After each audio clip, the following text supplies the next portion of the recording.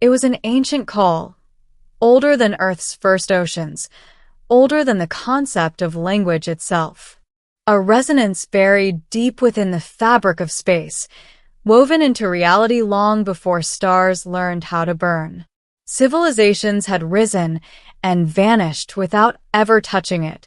Entire galaxies had rotated into dust while it slept.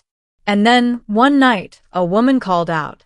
Dr. Alara Voss didn't believe in destiny. She believed in math, in probability curves and signal noise, in long nights hunched over spectral displays while the rest of the world slept. The Vega Array, humanity's most advanced deep space listening station, was quiet as usual, just the familiar hum of machines and the slow drift of cosmic background radiation. Until it wasn't. At precisely 2:17 station time, a fluctuation appeared across every frequency band at once. Not a spike. Not interference. A pattern. Alara froze, her fingers hovering above the console. Patterns didn't happen by accident, not across electromagnetic, gravitational, and quantum channels simultaneously. Her heart began to race. She ran the data through every known filter. Pulsars didn't behave this way. Neither did quasars, magnetars, or black hole echoes. The signal wasn't repeating, it was listening, adapting, shifting its structure in response to the array's passive scans.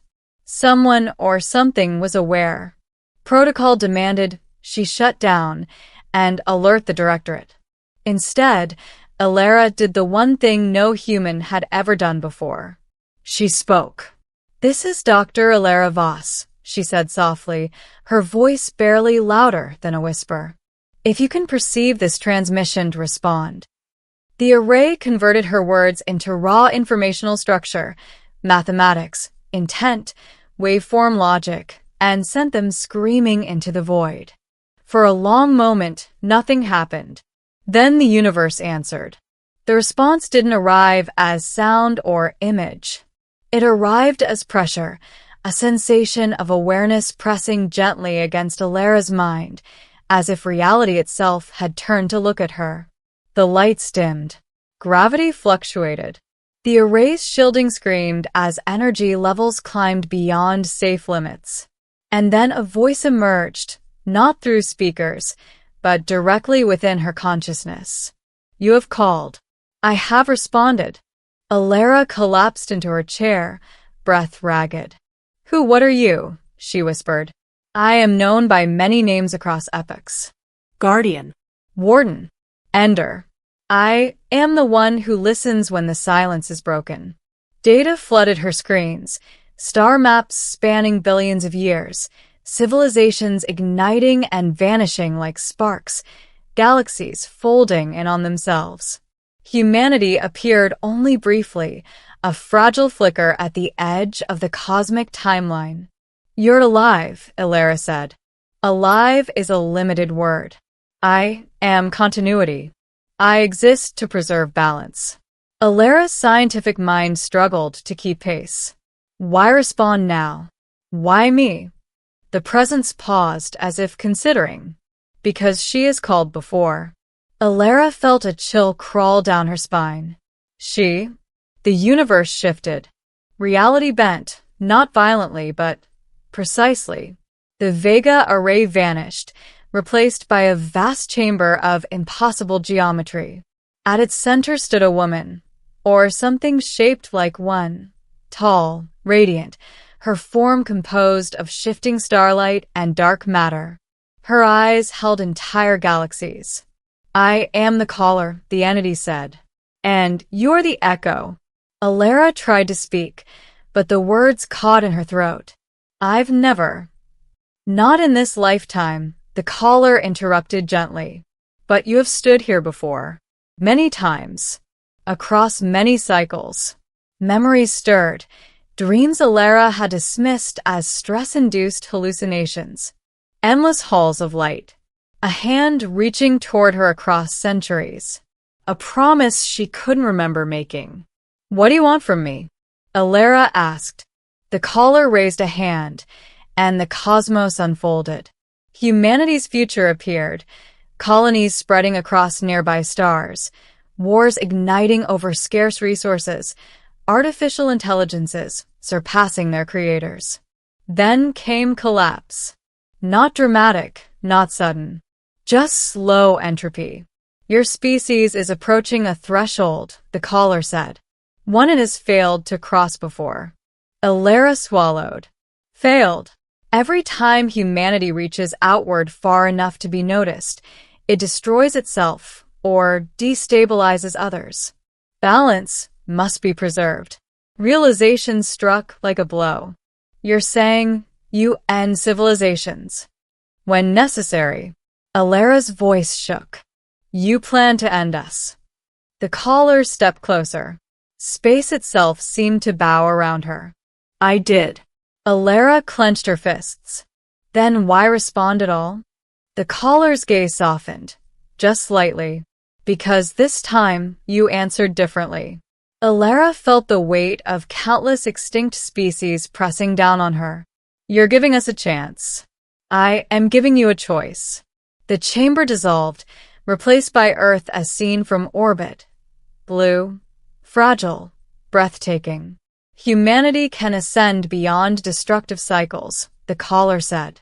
Or it can be silenced before it harms the greater continuum. The echo must decide. Elara's mind reeled. One person deciding the fate of an entire species? It was impossible. Unfair. I'm just a scientist, she said. You are more than that, the caller replied. You are the bridge. The caller extended her hand. Within it, two paths formed.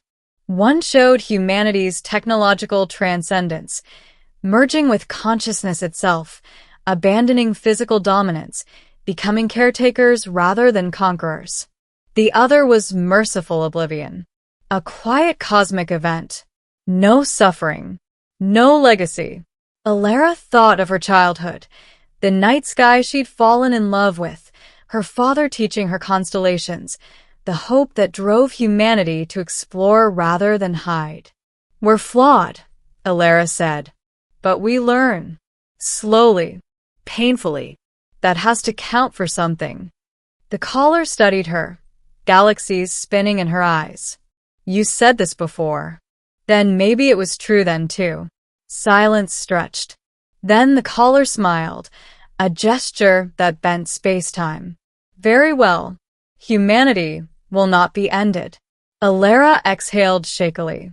What happens now? Now comes the unthinkable. The caller raised both hands, and reality tore, not in destruction, but in expansion. The barrier between humanity and the greater cosmic network dissolved. Knowledge flowed freely, energy manipulation without exploitation, faster than light travel without rupture, communication without conquest. Across Earth, scientists gasped as impossible equations resolved themselves. Power grids stabilized. Weapon systems shut down, not forcibly, but because their principles no longer made sense in the new framework. Humanity wasn't given dominance. It was given understanding. Elara found herself back in the Vega Array, slumped in her chair as alarms faded into silence. The signal was gone, but the universe felt closer. Months later, humanity changed, not overnight, not perfectly. But war slowed. Exploration became cooperative. First contact with other civilizations came not as invasion, but as introduction. And Elara? She stood beneath the stars, knowing she would never truly be alone again. Sometimes, late at night, she felt the presence watching, not as a warden, but as a witness. She had called out. He no. She had responded. And what happened next reshaped the fate of the universe. Elara stepped out onto the observation deck of the Vega Array, her eyes tracing the familiar constellations now tinged with something extraordinary. The stars weren't just points of light. They were alive with subtle pulses of awareness, as if the universe itself had breathed a sigh of relief.